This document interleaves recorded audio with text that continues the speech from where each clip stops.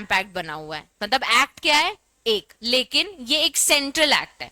इसमें बताया गया है कि हाँ कुछ तरीके से स्टैंप ड्यूटी लगती है, हाँ इन इंस्ट्रूमेंट्स में स्टैंप ड्यूटी लगती है। अब स्टैंप ड्यूटी क्या होती है?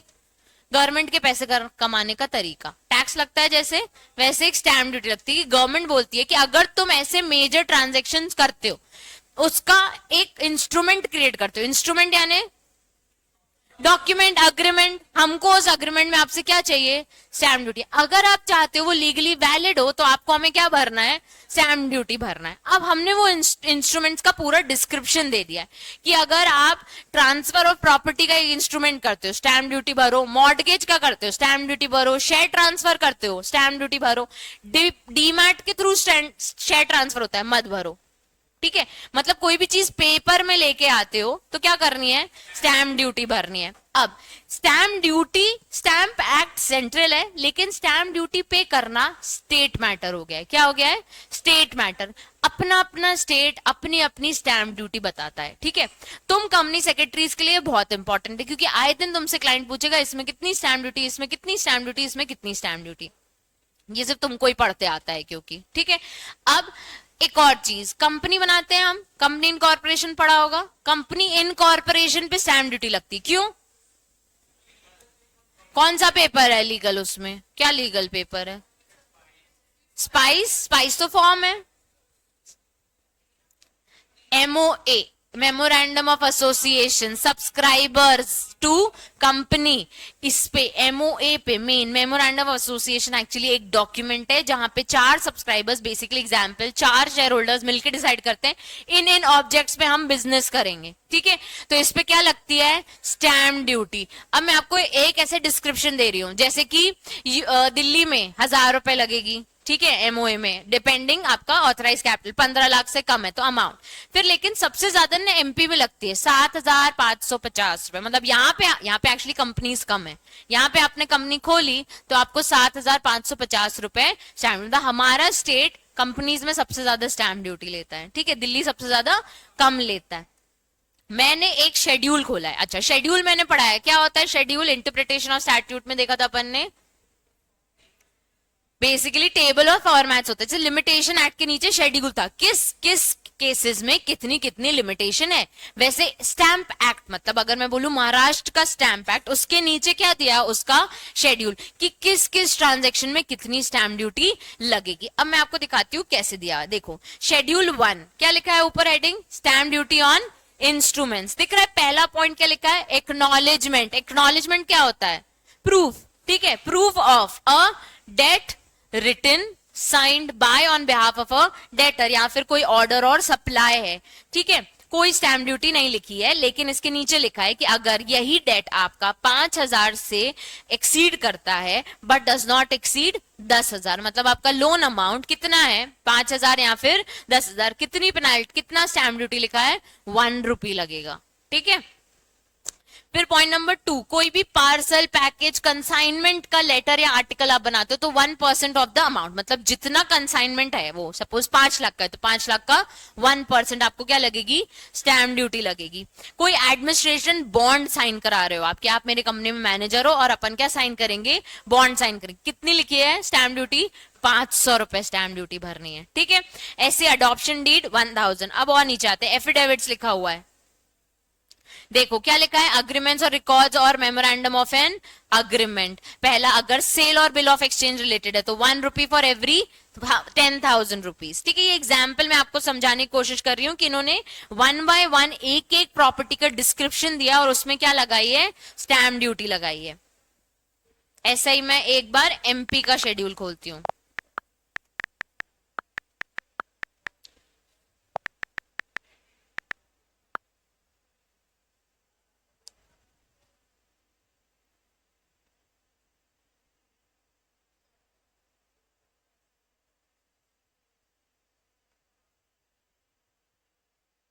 ये देखो, उसमें भी था एक्नॉलेजमेंट ऑफ डेट। यहाँ पे लिखा है कि रजिस्ट्रेशन ऑप्शनल है, लेकिन प्रिंसिपल स्टैंप ड्यूटी इसमें कितनी है? 10 रुपए। उसमें था 5000 से 10,000 1%। ठीक है, यहाँ पे कितना लिखा है? सीधे सीधे 10 रुपए लगानी है। फिर acknowledgement of receipt of payment कितनी? 5000 रुपए। Administration bond 0.5। एफिडेविट देखो कितनी लिखी है? ₹50। एफिडेविट के ऊपर अडॉप्शन डीड 2000 है, ठीक है।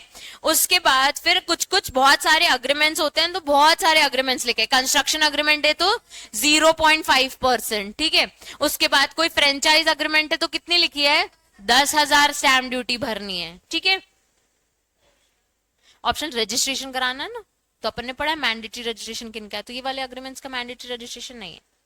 देख, अमेंडमेंट डीड या करेक्शन डीड ₹1000, उसमें लिखा है ये। अब अप्रेंटिस डीड यानी ट्रेनिंग वाला, इसको कितने रुपए में करना है, ₹200। 2000 सुनाई दिया मुझे।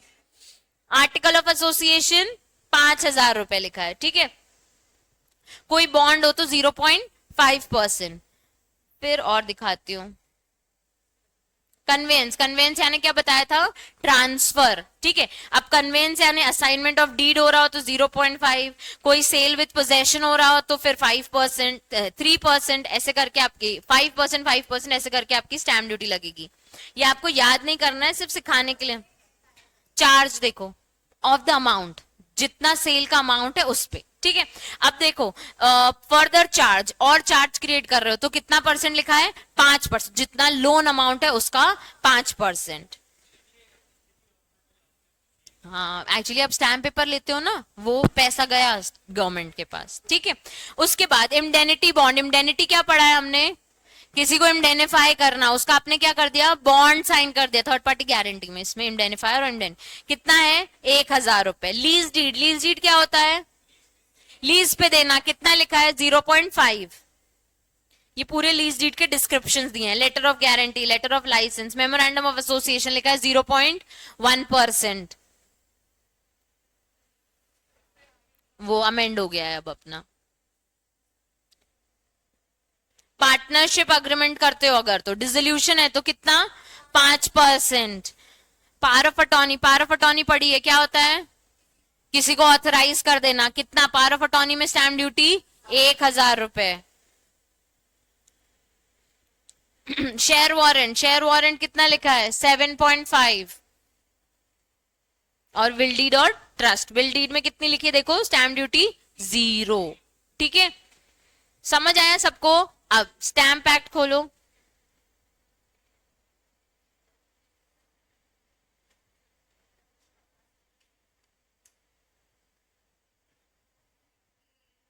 देखो इंट्रोडक्शन में क्या लिखा है, यूनियन लिस्ट, स्टेट लिस्ट और अमेंडमेंट्स। यूनियन लिस्ट यानी एक्ट बनाने की पावर किसको है, हमारे सेंट्रल को, लेकिन हमने कभी कभी यूनियन लिस्ट से कुछ ना कुछ स्टेट लेजिस्लेचर को डेलीगेट की हुई है। तो मैंने आपको क्या बताया, मेन एक्ट किसने बनाया है, सेंट्रल ने, लेकिन स्टैम्प ड्यूटीज चार्ज करने का एक्ट किसको दिया है, हमने स्टेट्स को दिया है। और अमेंडमेंट्स भी चाहे तो वो कर सकते हैं, ठीक है। तो मेन एक्ट पास, बिल पास कौन करेगा, यूनियन। फिर उसमें अगर और प्रिंसिपल्स और रूल्स एंड रेगुलेशन डालना है तो स्टेट को दे दिया। Time to time new section और ये सब भी अमेंडमेंट पावर हमने सेंट्रल एक्ट को दे दिया कि वो अमेंडमेंट कर सकता है, ठीक है। अब कुछ डेफिनेशंस दिए हैं, ठीक है। हर डेफिनेशन इंपॉर्टेंट नहीं है, वन बाय वन समझते जाते हैं, जो इंपॉर्टेंट होगी वो मार्क कराती हूँ। अलॉटमेंट, अलॉटमेंट यानी किसी को भी दे देना, शेयर अलॉटमेंट जैसी चीज, ठीक है। उसके बाद बैंकर यानी जो पर्सन एक्ट करता है बैंकर जैसा। Bill of leading, bill of leading यानी कोई ना कोई चीज ट्रांसपोर्ट से आती है तो आप उसको क्या पर्ची पकड़ाते हो, बिल्टी बोलते हैं, बिल्टी, बिल ऑफ लीडिंग, ठीक है। उसके बाद चेक, सबको पता है क्या होता है, ये सब हम वैसे भी नेगोशिएबल में पढ़ने वाले हैं in detail. Clearance list, clearance corporation, conveyance यानी ट्रांसफर कर देना, टीपी एक्ट में अपन ने समझा था, ठीक है। डिबेंचर यानी debenture, stock bonds, bond in nature of debenture, certificate of deposit, security, debt instruments और एनी अदर इंस्ट्रूमेंट, ये डिबेंचर होते हैं। फिर डिपॉजिटरी, डिपॉजिटरी यानी एनएसडीएल और सीडीएसएल, ठीक है। Duly stamped, duly stamped mark करो, हाँ हाँ, ड्यूली स्टैम्प्ड यानी एक इंस्ट्रूमेंट में जिसमें स्टैम्प लग गया है, this instrument has been duly stamped यानी इसमें लग गई है स्टैम्प ड्यूटी। दो तरह की स्टैम्प ड्यूटी होती है, एक अडहेसिव और एक इम्प्रेसिव। अडहेसिव यानी टिकट्स होती हैं, ठीक है, छोटी छोटी पोस्टल टिकट, जैसे आप शेयर ट्रांसफर करोगे टिकट्स लगाओगे, शेयर सर्टिफिकेट इशू करोगे तो टिकट्स लगाओ, लेकिन प्रॉपर अग्रीमेंट तो बड़ा सा स्टैम्प पेपर आता है, वो लेके आता है, वो क्या होता है इम्प्रेसिव स्टैम्प। वो क्या होता है इम्प्रेसिव, क्योंकि वो छप के पूरा प्रिंट होके आता है, और टिकट्स अडहेसिव होती है, छोटी छोटी हम खुद से स्टिक करते हैं, हाँ एनवेलप्स में जो लगाते हैं। फिर एग्जीक्यूटेड और एग्जीक्यूशन, इसका डिफरेंस क्या है? एग्जीक्यूटेड यानी साइन हो गया है, एग्जीक्यूशन यानी अभी होने वाला है, ठीक है। Signature includes the mark of by an illiterate person, तो अगर किसी को साइन करते नहीं आता तो सिग्नेचर की डेफिनेशन में अंगूठा छाप भी मेंशन्ड है। फिर आगे है इम्प्रेस स्टैम्प। अभी मैंने बताया इम्प्रेस स्टैम्प कौन से होते हैं, जो प्रिंट होके आता है, जो 500 रुपए का स्टैम्प ये सब अग्रीमेंट्स में लिखता है। इसमें लिखा है label affixed and impressed by the proper officer, stamp imposed और engraved on the stamp paper, तो उसमें एनग्रेव्ड रहते हैं चीजें, ठीक है। उसके बाद इसके नीचे देखो अडेसिव स्टैम्प। अडेसिव स्टैम्प में दो टाइप के स्टैम्प लिखे, एक पोस्टल स्टैम्प और एक नॉन पोस्टल। तो पोस्टल जो आप बोल रहे हो पोस्ट ऑफिस के टाइम पर टिकट लगा, नॉन पोस्टल जो मैं बोल रही हूँ शेयर ट्रांसफर वाले, शेयर सर्टिफिकेट वाले, ठीक है। दो टाइप के अडेसिव स्टैम्प होते हैं, कौन कौन से? पोस्टल और इम्प्रेसिव और अडेसिव। इसको इंपॉर्टेंट मार्क करो। नॉन पोस्टल देख, एक तो पोस्ट टिकट्स होती है, मैं नॉन पोस्टल दिखाती हूँ तुम लोगों को। हाँ हाँ हाँ, जो कोर्ट में लगती हैं, दिखा रही, ये देख, ये दिख रही है, ये नॉन पोस्टल है, ठीक है। ये शेयर ट्रांसफर वाली है, ऐसी कलर की आती है, ये सिर्फ शेयर ट्रांसफर में लगेगी, स्पेसिफिकली लिखा है ना शेयर ट्रांसफर। मैं एक और दिखा रही हूँ एडहेसिव, रुक जाओ।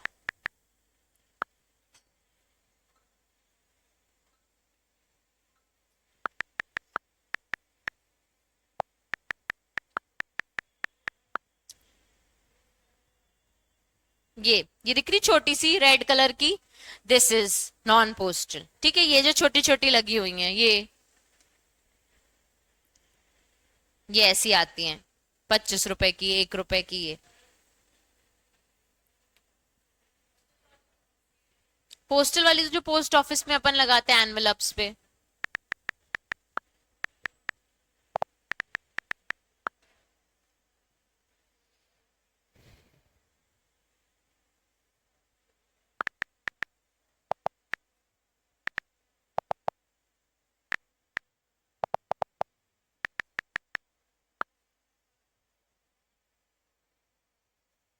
ये देख, ये वाली भारतीय इंडिया वाली छोटी जो स्क्वायर में होती है, ये रेक्टेंगल में होती है, ठीक है। ये पोस्टल टिकट्स,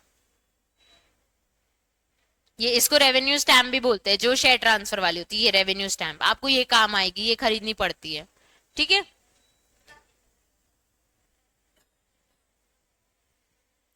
अब इंस्ट्रूमेंट, इंस्ट्रूमेंट क्या होता है मार्क करो।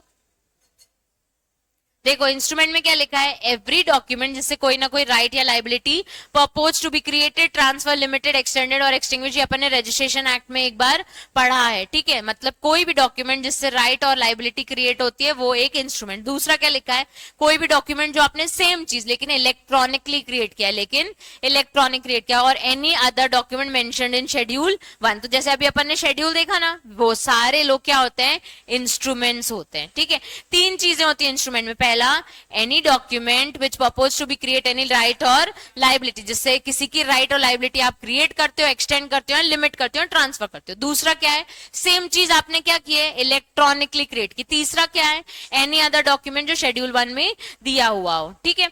अब अनसाइंड वाले चीज को हम इंस्ट्रूमेंट नहीं बोलते हैं, जिसमें साइन हो, प्रॉपर एग्जीक्यूटेड हो, उसको हम क्या बोलेंगे, इंस्ट्रूमेंट। अब बिल ऑफ एक्सचेंज अपन उसमें पढ़ेंगे, ठीक है। बिल ऑफ एक्सचेंज क्या होता है, मैंने माल बेचा तो मैंने सामने वाले को क्या दिया, बिल ऑफ एक्सचेंज की 3 महीने में इसको पे कर देना, ठीक है। This is bill of exchange. Bill of exchange payable on demand, तो पेबल ऑन डिमांड वाला क्या होता है कि ये नेगोशिएबल में भी पढ़ेंगे अपन कि जब हम डिमांड करेंगे तब आप हमें पे करना, अभी इतना ही मतलब समझो इसका। बॉन्ड, बॉन्ड यानी any instrument way person obliges hims to pay some another amount on a condition, an instrument attested by witness not payable to the order way person obliges him to pay job लगती है तो bond bond sign कराते हैं 3 साल का, 3 साल में छोड़ के नहीं जाना, तो उसकी ऑब्लिगेशन क्या है कि उसको 3 साल तक नौकरी करनी। अगर 3 साल तक नौकरी नहीं करी तो क्या होगा, सैलरी नहीं मिलेगी आपकी, ठीक है, या फिर आपको उतना अमाउंट हमारे यहाँ रखना पड़ता है। बड़ी बड़ी इंटरनेशनल कंपनी 3-3 लाख का बॉन्ड साइन कराती हैं कि if you leaving without notice या if you leaving any day, आपको 3 लाख का क्या करना है, बॉन्ड पे करना पड़ेगा, देन यू कैन लीव, नहीं तो आपकी सैलरी वो रोक देते हैं, ठीक है। बहुत सारी कंपनीज हैं, बहुत सारी कंपनीज, हाँ प्रॉपर प्रॉपर इसके लिए इतनी स्ट्रिक्ट पॉलिसीज हैं। मतलब आप अगर एम्प्लॉयमेंट में हो तो ये होता है ना, दूसरे का काम नहीं कर सकते, तो इसके लिए बहुत ज्यादा स्ट्रिक्ट पॉलिसीज है कि पकड़े गए तो फिर बहुत नुकसान होता है। रिमूवल सीधे। चार्जेबल, चार्जेबल यानी ड्यूटीज पे, इंस्ट्रूमेंट्स पे हम स्टैम्प ड्यूटी चार्ज करते हैं, तो वो चार्जेबल ड्यूटी। अब ये लीज मार्क करो, इंपॉर्टेंट। लीज में देख पहला क्या लिखा है, पट्टा, दूसरा क्या लिखा है, काबूलियत, तीसरा क्या लिखा है, टोल्स। टोल्स पे किए हैं, शाश्वत हेड डाउन करके सो जा, कब से सो रहा है, हाँ टोल बहुत ज्यादा पे किए हैं, ठीक है। एक होता है पट्टा, एक होता है काबूलियत और एक होता है टोल, ठीक है। लीज में तीनों कवर करे। जनरली आपको लीज क्या पता है, लीज अग्रीमेंट, ठीक है, लेकिन स्टैम्प एक्ट के अंदर लीज के अंदर वो तीनों चीजें डाल रहे। तीनों के नाम बोलो एक बार, पट्टा, काबूलियत और टोल। तो लीज क्वेश्चन आपसे पूछ सकता है कि डिफाइन करो, तो लीज में लिखना है, refers to a legal agreement where the rights to use the immovable properties transferred in exchange और रेंट और पेमेंट, यही होता है लीज। लेकिन इसमें 3 चीजें हम इंक्लूड कर रहे हैं। पहली क्या, patta. Patta means given to cultivator stating the condition for using the agriculture land. Kabuliyat कब देते हैं हम, जो हमारा normal written acceptance from the lessee मिलता है कि हाँ मैं लीज पे आपसे प्रॉपर्टी ले रहा हूं, तो वो लिखित में क्या देगा, काबूलियत। और टोल क्या होता है, rights to collect toll like bridges highways are transfer. तो आप जब पे करते हो तो आपको ट्रांसफर करने का राइट मिलता है कि हाँ आप उस पर जा सकते हो। काबूलियत में क्या हुआ, मैंने तेको एक प्रॉपर्टी दी लीज पे, ठीक है, तो मैं कौन हो गई, लेसर, तू कौन हो गया, लेसी। अभी उसको तू एक्सेप्ट कर रहा है, उसका तूने मुझे क्या दिया है, काबूलियत, रिटर्न में एक डॉक्यूमेंट कि मैं लीज अग्रीमेंट एक्सेप्ट करता हूं। 3 चीजें, पहली क्या हो गई, पट्टा। पट्टा कब आता है, एग्रीकल्चर लैंड्स कल्टीवेशन के लिए। फिर कब आता है, फिर क्या आता है, काबूलियत। काबूलियत कब आता है, लेसी का एक्सेप्टेंस। और तीसरा टोल। टोल ट्रांसफर करना, राइट टू वे बेसिकली। हाँ, पट्टा जब एग्रीकल्चर लैंड है तो आपको मैंने अपनी लैंड दिया, आप उसमें फार्मिंग कर सकते हो, तो आप पट्टा साइन करोगे, ठीक है। हाँ लेना,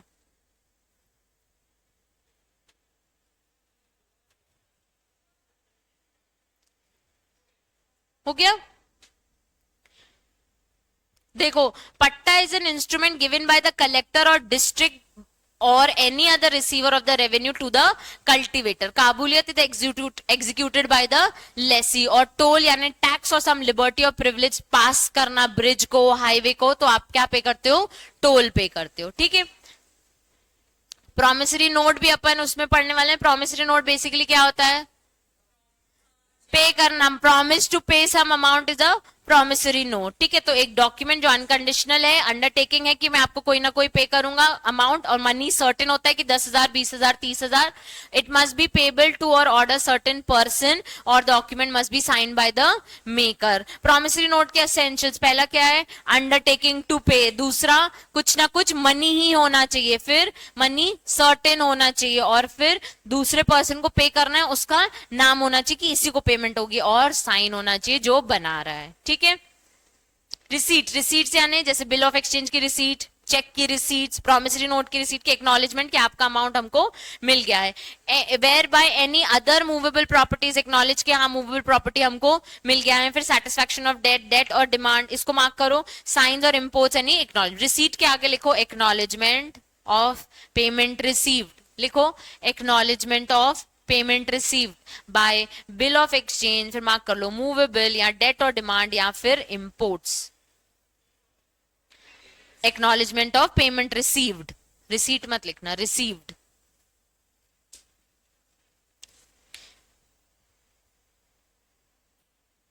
हो गई डेफिनेशंस। सिक्योरिटीज आपको पता है, सेटलमेंट, स्टॉक एक्सचेंज, ठीक है। अब आ जाते हैं principle of लेवाई of stamp duty. देखो जनरल प्रिंसिपल इंपॉर्टेंट मार्क करो।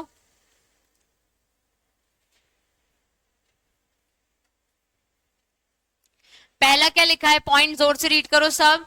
First point, duties on instruments, यानी कि एक बेसिक ड्यूटी आपको लगेगी इंडियन स्टैम्प एक्ट के हिसाब से, आपके स्टेट मैटर के हिसाब से कि आपको ड्यूटी पे करनी है। दूसरी क्या लिखा है, रियल नेचर, मतलब कि जो सब्जेक्ट मैटर होता है, देखा डिस्क्रिप्शन में अलग अलग चीज पे अलग अलग स्टैम्प ड्यूटी, तो रियल नेचर ऑफ सब्सटेंस निकाल, ये कौन सा अग्रीमेंट है, ये लीज डीड है क्या, ये विल है क्या, या ये पार्टनरशिप है, डिसोल्यूशन वाला अग्रीमेंट है, सेटिस्फैक्शन ऑफ चार्ज वाला है, मॉर्गेज वाला है, कौन सा अग्रीमेंट है, ये आपको देखना पड़ेगा। फिर क्या लिखा है, वैल्यूएशन, वैल्यूएशन गवर्नमेंट ने निकाल रखी है, शेड्यूल में दे रखी है, तो आपको देखना पड़ेगा। अच्छा, जहां लिखा है 5%, तो वैल्यू निकालोगे ना 5 लाख का 5% कितना हुआ, और फिर उतनी स्टैम्प ड्यूटी आपको पे करनी पड़ेगी।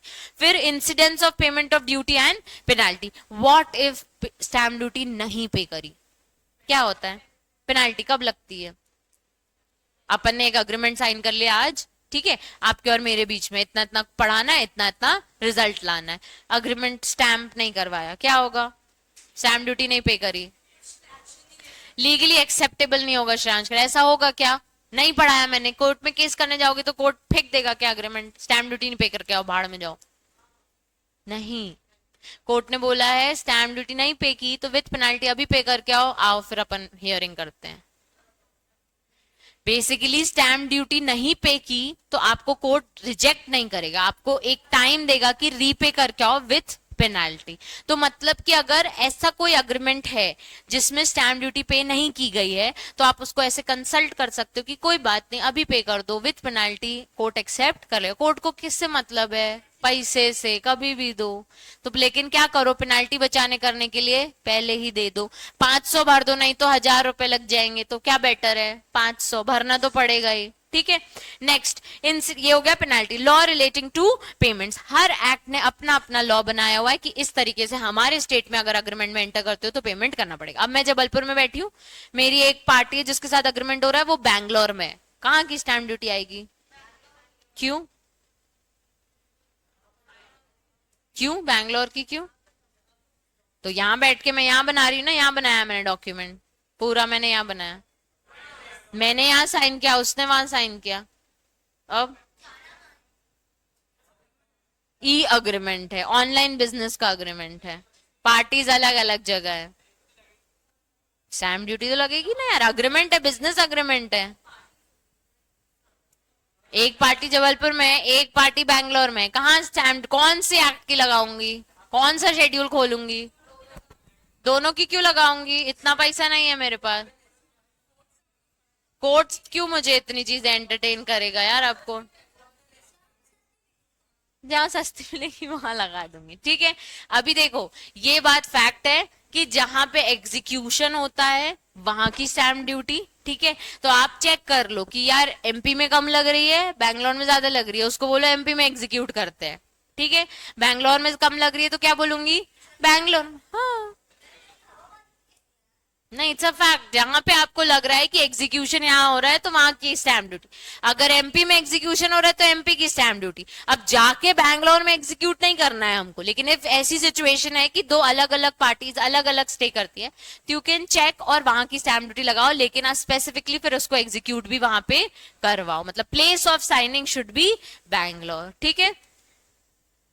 जनरल प्रिंसिपल्स, पहला प्रिंसिपल क्या है, ड्यूटीज ऑन, मतलब लिखी हुई है शेड्यूल में। दूसरा, रियल नेचर और सब्सटेंस, तो उसमें से ढूंढ लो कौन से सब्जेक्ट मैटर में आप कवर होते हो। उसके बाद वैल्यूएशन, जब वो परसेंट दिया तो आपको क्या निकालनी है, वैल्यू निकालनी है। उसके बाद क्या दिया है, इंसिडेंस ऑफ पेमेंट, कब पे करना है, जब एग्जीक्यूट करते हैं हम अग्रीमेंट, उसके जस्ट पहले हमको स्टैम्प ड्यूटी भी पे कर लेनी है, एंड पेनाल्टी अगर उस टाइम पे नहीं की तो, और फिर लॉ रिलेटिंग टू पेमेंट, हर हर स्टेट को उसका एक्ट प्रिवेल करेगा। अच्छा, स्टेट के ऊपर कौन प्रिवेल करेगा, सेंट्रल, वैसे आपको कौन सा एप्लीकेबल है, अपना अपना स्टेट। उसके बाद instrument chargeable with duty, important, कौन से इंस्ट्रूमेंट से जिसमें ड्यूटी लगती है। अभी तो उसमें तो बहुत सारे दिए थे इंस्ट्रूमेंट, जैसे रजिस्ट्रेशन पढ़ाया आपने कि कुछ इंपॉर्टेंट हैं, वैसे ही इंस्ट्रूमेंट्स विद चार्जेबल। सेक्शन 3 बोलता है following are the chargeable charging section जिसमें स्टैम्प ड्यूटी लगती है। It provide subject to the provision and exemption contain in schedule 1।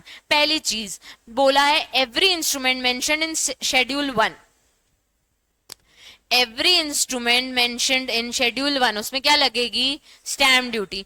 अच्छा, ये एग्जीक्यूटेड कहाँ है, इंडिया में। कहाँ है, इंडिया में। फिर एवरी बिल ऑफ एक्सचेंज और every promissory note made out of India on और आफ्टर सो एंड एक्सेप्टेड और पेड प्रेजेंटेड इन इंडिया, मतलब चेक वहां साइन हुआ था लेकिन पे कहाँ हुआ, इंडिया में, तो स्टैम्प ड्यूटी लगेगी। Every instrument except bill of exchange और promissory note in the schedule which is executed outside India. तीनों चीजें सिमिलर है। पहला पॉइंट क्या है, every instrument executed in India as per schedule 1।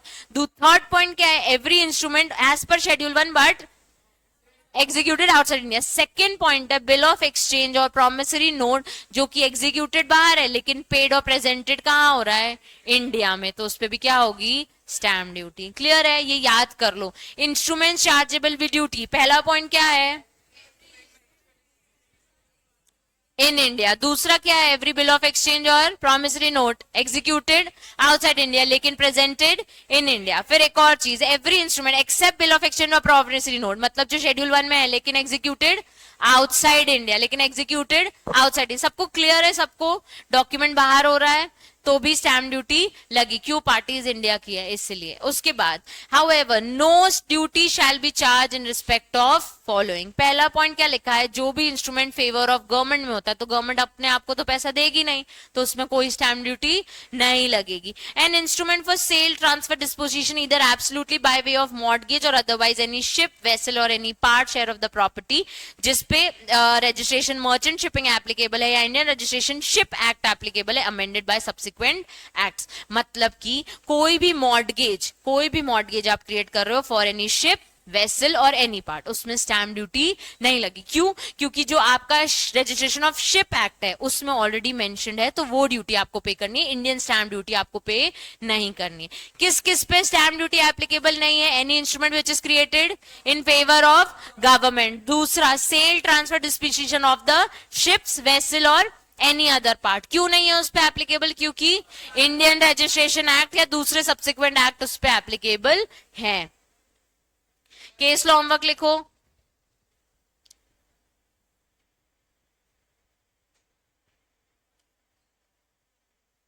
अच्छा देखो, सब्सटेंस और डिस्क्रिप्शन, क्या लिखा है, सब्सटेंस और अभी शेड्यूल देख रहे थे तो ऐसा ऊपर लिखा था अग्रीमेंट, फिर नीचे अग्रीमेंट ये फिर लिखा था विल, फिर नीचे लिखा था ये लीज डीड लिखा था, तो बहुत सारी लीज डीड लिखा था, मतलब कोई सेल की है कोई मॉर्गेज की। तो सब्सटेंस मतलब हेडिंग, डिस्क्रिप्शन मतलब उसके अंदर का पार्ट, ठीक है। उसके बाद हर डिस्क्रिप्शन को लेके अलग स्टैम्प ड्यूटी आ रही थी। सब्सटेंस मतलब हेडिंग, डिस्क्रिप्शन मतलब उसके अंदर के parts. Courts are invariably upheld the principle of substance of the transaction over the form, the matter deciding the nature of the instrument, the substance of the transaction contained may not be necessarily embodied with the description given at the head thereof. कई बार heading में लिखा है agreement लेकिन description में कुछ अलग points भी कवर है, लेकिन it is related to agreement. तो हमेशा कोर्ट स्टैम्प ड्यूटी भरते टाइम दो चीजें देखता है, क्या क्या, सब्सटेंस और डिस्क्रिप्शन।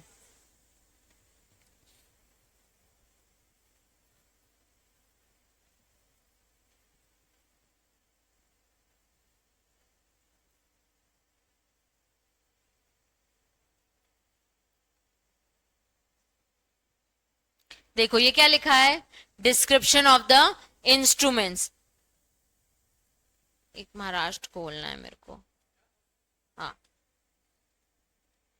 ये देखो, ये क्या है, एक्नॉलेजमेंट। पहली हेडिंग क्या है, एक्नॉलेजमेंट, वो क्या है, सब्सटेंस। उसके नीचे क्या दिया है, description, one by one. Her stamp duty किसकी दी हुई है, डिस्क्रिप्शन की। अब देखो सब्सटेंस क्या है, अग्रीमेंट्स और इट्स रिकॉर्ड्स और मेमोरेंडम ऑफ एन अग्रीमेंट। उसके नीचे ABC क्या है, डिस्क्रिप्शन। क्लियर है सबको, सब्सटेंस और डिस्क्रिप्शन।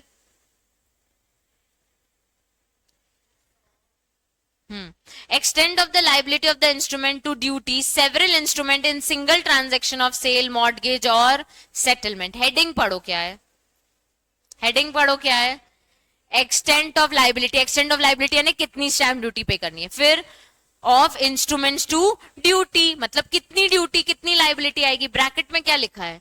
बहुत सारे इंस्ट्रूमेंट्स हैं लेकिन सिंगल ट्रांजैक्शन है. ट्रांजैक्शन एक है लेकिन इंस्ट्रूमेंट उसके लिए बहुत सारे हैं. तो इसमें क्या होगा?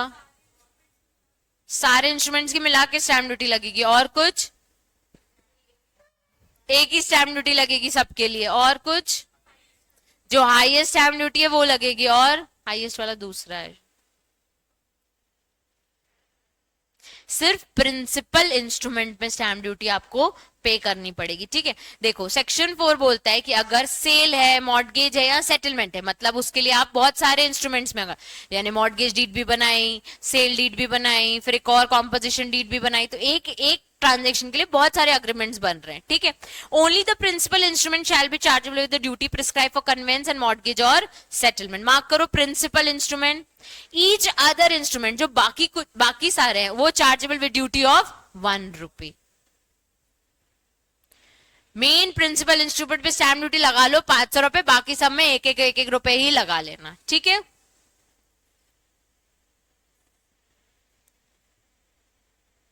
चलो इलास्ट्रेशन का फोटो खींचो. छोड़ रही हूं माता.